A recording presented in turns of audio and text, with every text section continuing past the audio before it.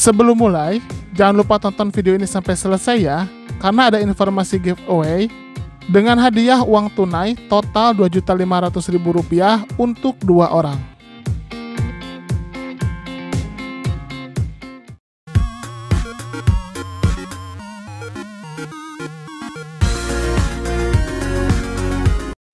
Hai guys, ketemu lagi di channel Endevelopers. Bahasan ini berawal dari kebingungan saya tentang pohon Shinju. Lalu saya pun mengajak diskusi teman-teman di kolom komunitas. Alhamdulillah responnya sangat baik. Intinya adalah siapa penanam Jubi yang jadi bibit pohon Shinju pertama kali. Jika teman-teman langsung menganggap Kaguya orangnya, maka teman-teman sepertinya harus menganalisa lagi. Kita bahas saja ya. Tapi sebelum lanjut, jangan lupa untuk klik tombol subscribe bagi yang belum subscribe, dan klik tombol like serta share video ini di semua sosmed teman-teman. Oke, kita akan bahas sekarang. Let's check it out.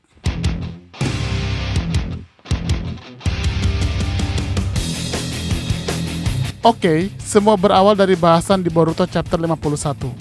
Di situ disampaikan jika Amado mengungkapkan misteri pohon Shinju. Amado mengatakan jika sejatinya setiap Otsutsuki yang datang ke suatu planet selalu berpasangan. Ternyata tujuan itu bukan semata-mata agar ada teman saja, tapi memang satu sama lain punya peranan. Salah satu di antara dua Otsutsuki itu akan diumpankan kepada Jubi agar bisa berubah menjadi pohon Shinju. Otsutsuki yang datang ke planet pasti berbeda kasta. Mirip seperti klan Hyuga yang ada anggota utama dan anggota cabang, Otsutsuki pun juga seperti itu. Nah, untuk kasus Kaguya dan Ishiki memiliki kasta yang lebih tinggi daripada Kaguya, dan otomatis di sini Kaguya lah yang akan dikorbankan kepada Jubi. Mekanisme pengorbanan di dunia Otsutsuki ini hal yang biasa. Memang terlihat kejam, tapi sebenarnya tidak, karena mereka sudah menyiapkan karma.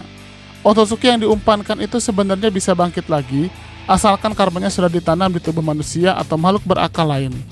Tapi, semua itu mendadak berubah karena di perjalanan, Kaguya mengkhianati Ishiki, sehingga rencana itu batal. Oke, sekarang kita tahu syarat pohon Shinju bisa tumbuh adalah 3 syarat. Yang pertama adanya planet yang masih memiliki energi dan bukan planet mati, kemudian adanya Jubi, dan terakhir adanya Otsutsuki yang dikorbankan. Sekarang untuk kasus Kaguya ini, 2 syarat itu sudah dipenuhi, yaitu adanya planet yang dituju, dan juga bibit pohon Shinju sendiri yaitu Jubi. Nah, untuk Otsutsuki yang diumpankannya siapa? Kan Ishiki ternyata masih hidup. Kaguya juga sama dan tidak mungkin Kaguya mengumpankan dirinya sendiri. Juga sudah jelas Kaguya tidak memberikan karma kepada siapapun.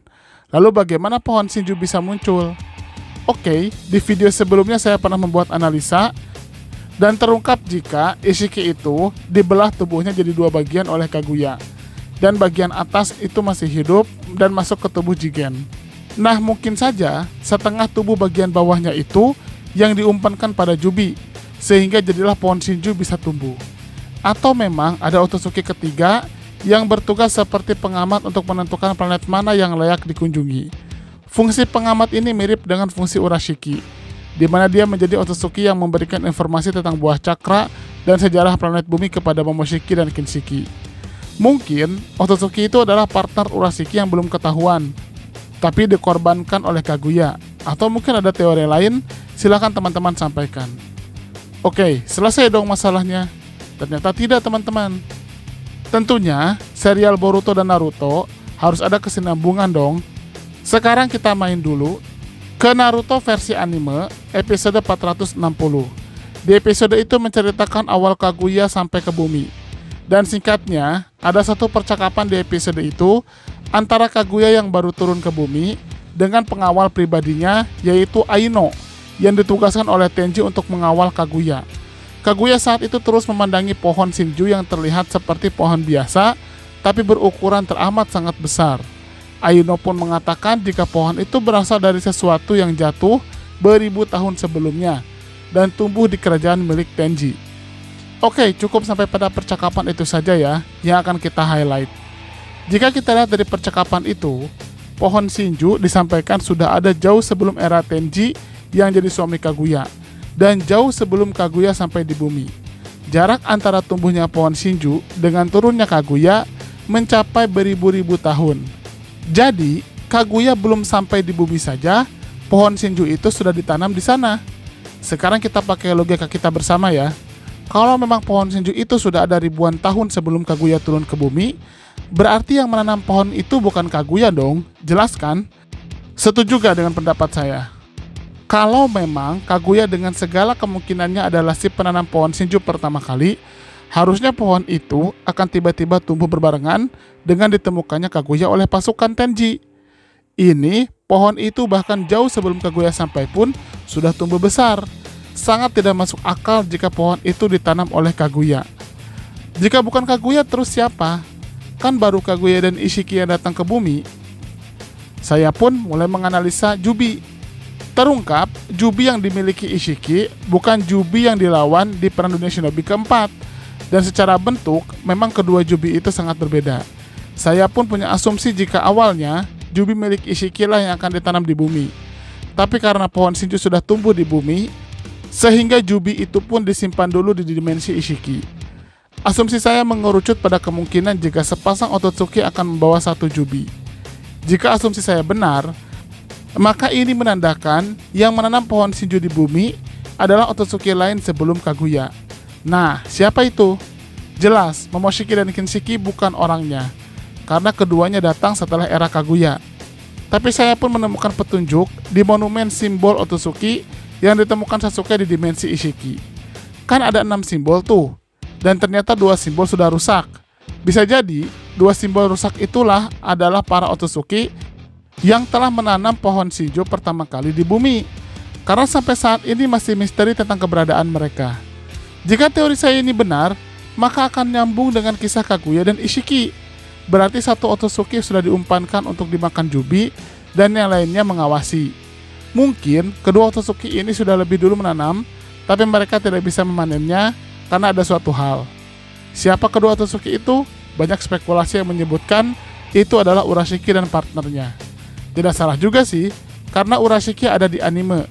Harusnya sih kalau ada di anime, maka ada di manga juga. Sayangnya, sampai saat ini tidak ada konfirmasi jika di manga sosok Otsutsuki itu diakui. Sekarang kita anggap saja Urashiki dan partnernya lah orang yang menjalankan rencana pertama kali, di mana mereka menanam pohon Shinju.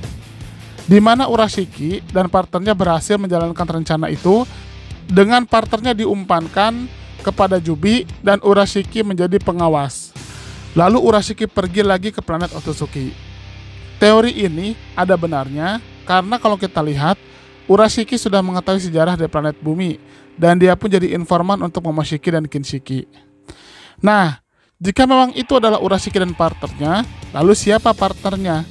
Memang masih misteri sih, tapi saya pun teringat dengan batu Otsutsuki dengan 2 tanduk besar di dimensi es dan dimensi lahar Kaguya. Awalnya saya mengira itu Raja Otsutsuki yang merupakan ayah Kaguya. Tapi setelah terungkap jika Kaguya ternyata bukan anggota bangsawan, maka saya pun jadi ragu. Saya pun punya asumsi lain, mungkin saja Otsutsuki itu adalah pasangan Urashiki atau merupakan Otsutsuki yang pertama kali menanam pohon Shinju di bumi sebelum Kaguya. Dia sudah mengorbankan dirinya, dan entah dia sudah memberikan karma atau belum, tapi intinya dia dikorbankan menjadi makanan bagi Jubi yang ada di bumi. Mungkin Otsutsuki ini berhubungan darah dengan Kaguya, sehingga Kaguya membuat monumen dirinya.